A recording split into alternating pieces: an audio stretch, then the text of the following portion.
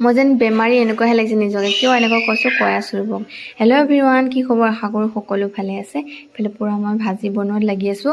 আৰু যিহেতু মই গুৱাহাটীত বাহঁতৰ ঘৰত আছোঁ, মানে ইয়াত থাকি থাকি এলাহ আমনি লাগি গৈছেগৈ। বিশেষকৈ মোবাইল টিপি টিপি একদম মাথা চাথা বিষ উঠি গৈছেগৈ।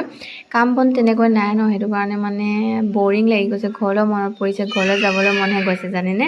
আৰু যিহেতু ইয়াত চাওকচোন মই এইফালে বনাই আছোঁ, আকৌ মানে কিবা এটা বাচন লেতেৰা হ'লে ঘপককৈ সেইটো বাচন ধুই থ'ব পাৰোঁ ন। ঘৰত তেনেকুৱা সুবিধা নাই যে, যিহেতু মানে কেইটামান জমা কৰি থ'বলগীয়া হৈছে, তাৰপিছত ধুবলগীয়া হয় ন। ইফালে ইয়াত এতিয়া সেইটো সুবিধা আছে কাৰণে সেইফালে মই ভাজিখিনি বনাই আছোঁ, আকৌ এইফালে ধুনীয়াকৈ বাচন ধুই লৈছোঁ। এনেকুৱা নহয়নে বাৰু?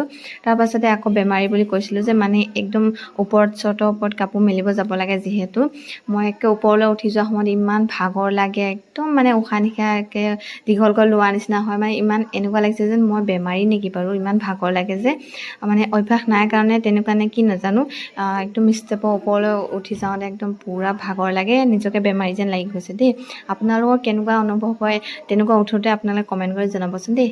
আৰু আজিলৈ আহিছোঁ, বাই।